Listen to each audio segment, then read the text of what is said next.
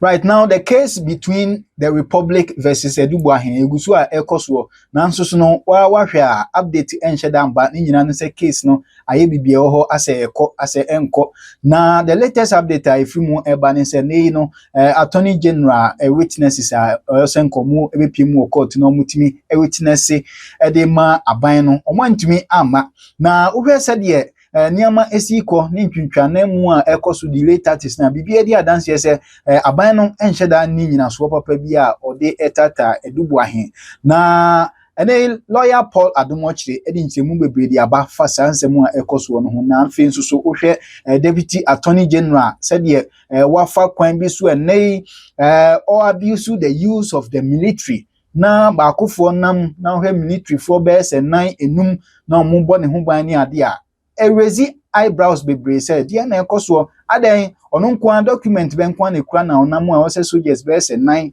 na ebo ne ho ban in fact some of the military air force are any kwan say omo yes a job no krampo no omo ene adani omo a yede omo eye adwuma ense say omo ye ne de keka ho bebra lawyer Paul Adomochire wabiebie nsem so a enya asem ketewa mepese ye begibre yakwakutie nsem a wadwudwam ade aguo no bi na yenso ya che. Big trial of Kwabena Eduahen is ongoing.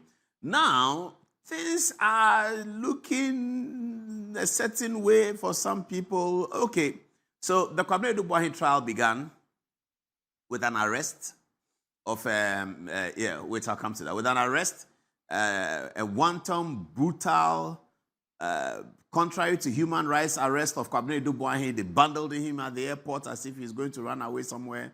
And then they took him in, they kept him in for a while, attaching her to submit several bail applications. They got the court to vary the bail. In fact, at some point, they arrested his wife as well. In fact, at some point, they arrested somebody who was coming to visit him. Somebody, another important actor of state, was going to visit Kwabena Eduahen. It's just to understand, and then they arrested him as well. You know, so he's good. Kwabena Eduahen has gone through all of that.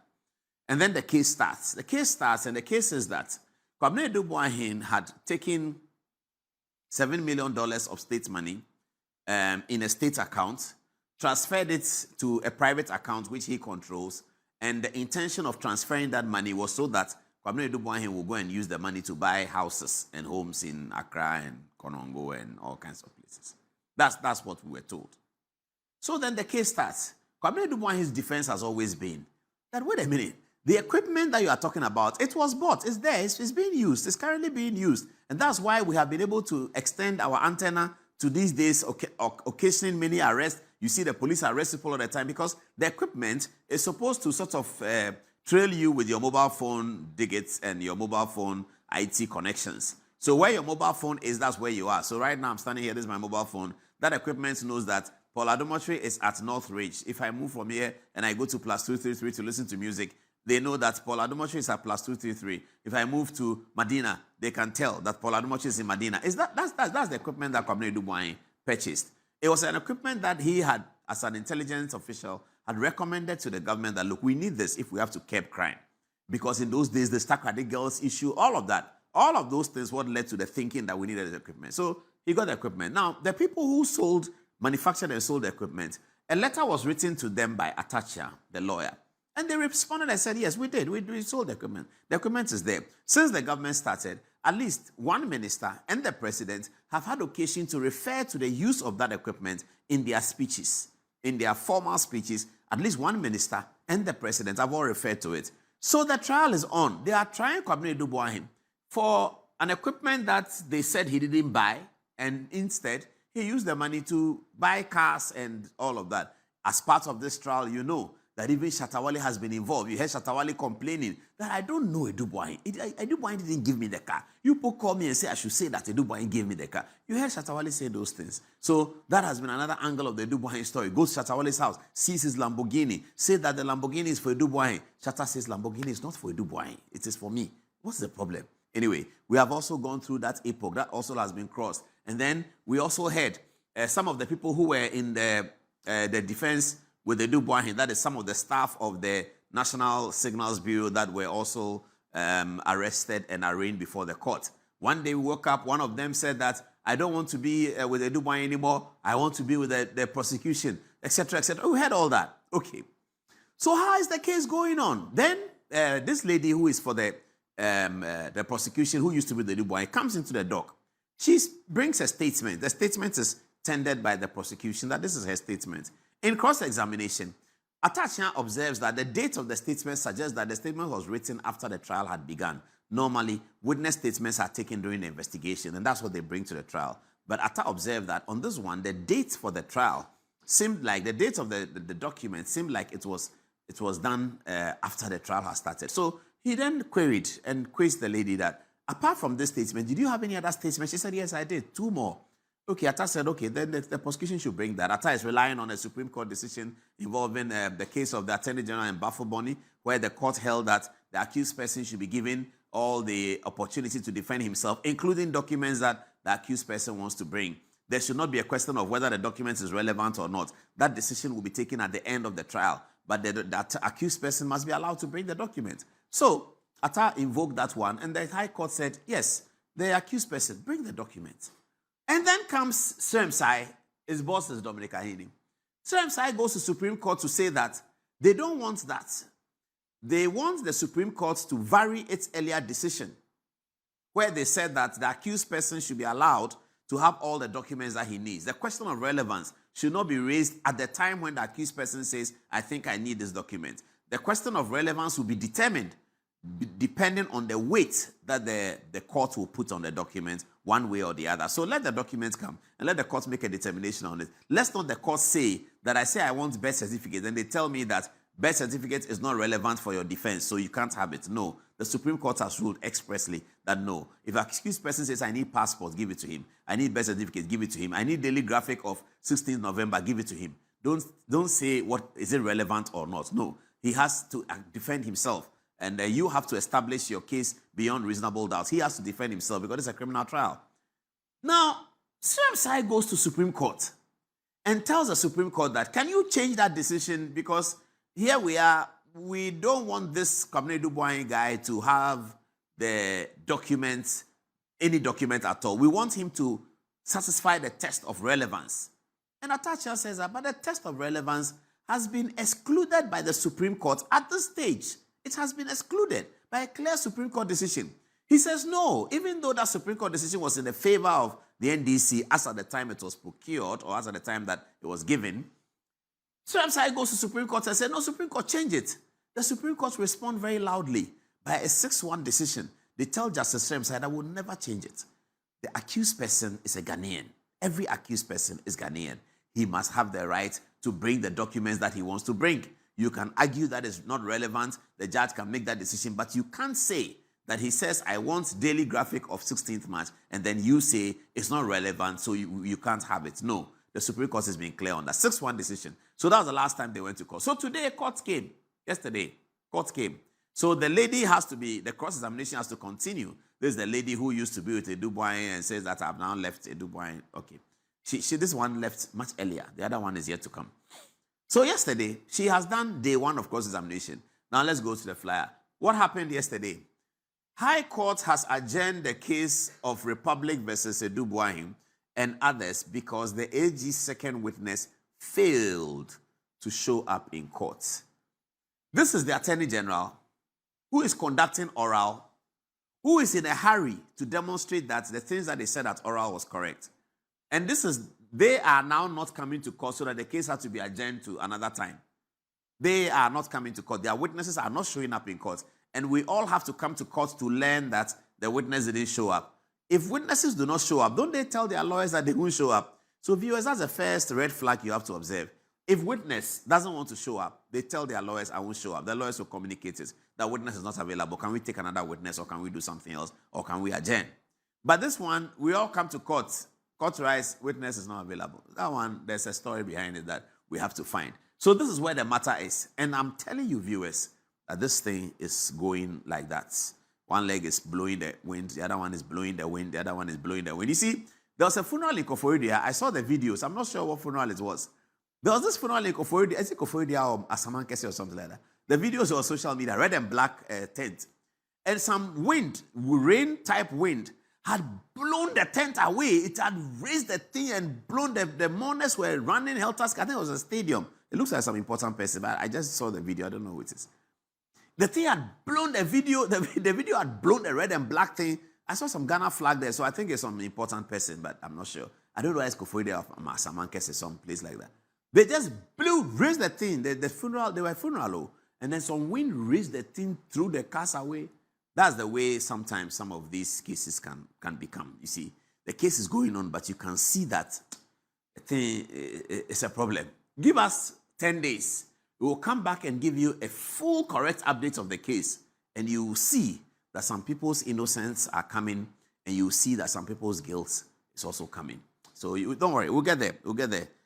Let's move on to Sremsai. The other day we came here to say that he had soldiers. He has a truckload of soldiers protecting him. When he and his people criticized the former Attorney General Godfred Boahen that he had a soldier, one soldier dressed in camouflage who used to support Godfred Dame at his court processes. Sremsai, Justice Sremsai, he now has given us a new bodyguard profile. Let's look at the video. You see the video and you see he has a new bodyguard profile. It's a very new one. It's quite beautiful. So the video will show you. Yeah, that's it. So this is now Justice Sremsai. You see? So he has this police lady who is one of his bodyguards. He has close quarters and he's probably giving instructions to some people. There he goes. Police one. Viewers, keep your eye on the video. This is Sremsai, the incoming president of Ghana. That's him. So you see it's national security. So you see the soldiers. One soldier, two soldiers. The soldier shakes his hand with him. This airborne force, the green beret means airborne force. They are based in Tamale. But he's in Accra to protect Justice Sremsai. What kind of thing is this? The Ghana Armed Forces, is that what you are using, the airborne force? The one the taxpayer is paying? Airborne force is expensive because they are always flying parachutes and all that. They are a rapid response unit. They are very solid people. Their training is expensive. Soldiers, Ghana Armed Forces, we are paying taxpayers' money to train airborne force people to come and protect a deputy minister. Really? We don't have police in Ghana. We are training, taxpayer is spending money. That's the guy standing there. You see how he's combat ready? They are a rapid response. They are called the airborne force. They are an elite part of the Ghana Armed Forces. That's why he's in the green beret. When you see that green beret, and we are using that money to protect a deputy minister of justice. Really? Deputy minister, airborne force, rapid response are protecting him. He has mixed the airborne force with the police, and they are hanging around him because his life is under threat more than anybody else. So they are hanging around him. Oh, okay, that's Justice Sremsai. Come to the studio and let's have a word with him. And then, Justice Sremsai, you are really having a good time. As a deputy minister, you have airborne force. Do you understand airborne force? You have airborne force soldiers protecting you. You're a deputy minister appointed under Article 79. And you have 3 policemen and 2 soldiers protecting you. That's how you NDC people want the taxpayers' money to be deployed. I don't even see police around Felix Kwetey Fosu. I don't see police around energy minister, what's his name? John Jinapo. I don't see police around John Jinapo. I don't see police around Felix Kwetey Fosu. I don't even see police around Okujeto Ablakwa. But deputy minister, deputy, police, soldiers, airborne force, they're all over the place. Are we afraid of him? Ghana Armed Forces. Who asked you to release the airborne rapid response man to protect deputy minister? Is that we are going to send an RTR to you? Is that what you people are doing with the Ghana Armed Forces? You are bringing airborne force, rapid response to protect deputy minister, appointed on Article 79, deputy minister. Okay. If that's what we want to do, those who have power, they do their power, so it's up to them. If that's how you want to use the power, you can use it. Taxpayers, people go and train. Airborne force, do you know they are training? Airborne, anybody who knows military, text me. When they say somebody is an airborne force officer, do you know what it means? They are rapid response. They came to arrest Fode Sanko. The British Airborne Force, they came to catch, they held his hand. Fode Sanko didn't believe it. They came to the tree in his house. That's how they are. The Airborne Force, they can walk like alligators. They can walk like lizards. They are solid, well-trained people. And we train them and give them to deputy minister. That they should protect him, deputy minister. Okay, no problem. We are here. All right, let's go to the incoming president, Alhaji Muhammadu Bawumia. Now, Bawumia has a magic wand, though, viewers. Wofa Pienim, and you see, I'll come to the Kwesi Pra thing. I call Kojon Pienim Wofa Kojon Pienim for a certain reason. So then one day he gets angry and goes to sit on radio and says, Paul Adomoche calls me Wafa. He knows that I'm not his uncle and he's calling me Wafa. That's what Kwesi Pratt was doing. Paul Adomoche calls me ambassador. He knows that I'm not ambassador. Oh, what is the point? I'll come to that. I'll answer that question tonight. Don't worry. I'll tell you what he's ambassador of. But it's true. Kwesi Pratt is my uncle. It's true. This shocked me. Look at Wafa Kojo in his blue, nice, beautiful shirt. Paul Afoko went to see Dr. Baumia, and I think that was very gracious of everybody. I see Kokofu in the photograph there, and I see Wafa Kojo Mpinim, the former chief of staff to President Kufuor. If you want to see an opponent of Akufo-Addo in MPP, it's Kojo Mpinim. If you want to see somebody who is a critical opponent of Nana Akufo-Addo inside MPP, it's Wafa Kojo. When I see him, that's the argument we have. Hey, Wafa Kojo, that's how it is. I won't tell you all. Wafa Kojo, he's an opponent. I don't know why he doesn't like Akufo-Addo's politics. I'm not sure why. But Wafa Kojo has been a principal opponent of Nana Addo forever and ever. Wafa Kojo was critical of Bahumia's candidature for the 2025-2026 election. He was. But Wafa Kojo went to Dr. Bahumia's house and they graciously took a nice photograph. You see, the elephant, when he's coming from the bush, he takes the steps one by one. But those who have ears will hear that the elephant is coming. They will hear it from the earth. Because when he steps on the earth, it resonates down the earth, it vibrates, you can hear it from very far distances. So that is what seems to be happening. The elephant is taking one. Then the next. They call it gigim. Then it's coming. So everybody should have a look at it. This is Dr. Baumia, the incoming president 2028. Wafa Kojo Mpinim, former chief of staff. Paul Afoko, former chairman of the MPP and fought with the MPP. And Kokofu, who was a former member of parliament for Bantama, where Asensu is now the member. That was very beautiful, wasn't it? Congratulations to Muhammadu Baumia, his team, and everyone else. The way he's opening his arms. Those of you know Baumia's house in Accra. I hear that the traffic there is not easy at all. So we have to deal with it. All right. I'm sure we are done with the Baumia story. Do we have the Fifi Kwetey story? So viewers, what's the Fifi Kwetey story? So the Fifi Kwetey story is that last week, Bafor, lawyer AJ Bafor, last Tuesday was here. And he said something about the Fifi Kwetey story. And he said, this is a Joy News article. It says, inappropriate conduct was exhibited by all candidates in the Ayawaso by-election, says Fifi Kwetey. Now, the reason why this video has become important to us is that the Ayawaso by-elections, the Ayawaso NDC primary that created the 32-inch, I call the NDC the new 32-inch party. That created the NDC's 32-inch problem. Fifi Kwetey and Asiedu Nketia were supporting Baba Jamal, as we have been told by many of the inside voices. And so it was always going to be difficult for Baba Jamal to be removed. That's notwithstanding, we also have to make the point that it was going to be hypocritical for anybody to isolate Baba Jamal as the sole offender of vote buying and then jettison him out. That was going to be very difficult because many of our political elites have all done vote buying. You heard the Greater Accra Regional Minister the other day at Tablekuma. She was asked that by journalists that it looks like there's vote buying. You know what? You remember what she said? She said, but every election there's a vote buying. If they have the video, they'll show it. He said every election there's a vote buying. There's a vote buying. So if there's a vote buying, they should also buy the vote. Every election there's a vote buying. That's what she said. He said every election there's a vote buying. So when we do a vote buying, another MPP too can do a vote buying. NDC too can do a vote buying. That's what she said. She wasn't invited to any committee. She's a regional minister. She's a member of parliament. She wasn't invited to any committee. So it was going to be very difficult to bring down this Baba Jamal thing. But the point that Lawyer Bafor was making, which is important, is that in responding to the press, Fifi Kwetey appeared to be presenting a defense for Baba Jamal in one, and then B, he appeared to be responding to the message from Felix Kwakye Ofosu. B, he was responding to, because Felix Kwakye Ofosu issued a statement on behalf of the Jubilee House, on behalf of the president, criticizing Baba Jamal, announcing his removal as Ghana's High Commissioner in Nigeria as a result of something that was yet to be investigated anyway. So now that the investigations has cleared, are they going to restore Baba Jamal as ambassador in Nigeria? Anyway, So Fifi Kwetey appeared to be doing that, and we are showing you this because we are trying to suggest to you that Fifi Kwetey and Asiedu Nketia are on the same side, and we know ultimately they are looking for Asiedu Nketia to become the presidential candidate of the NDC. That's straightforward. But listen to the way he deals with this question. It was quite an uncomfortable question to him, and I commend him for managing it well. But even in his better management of the situation, the fallouts really showed up.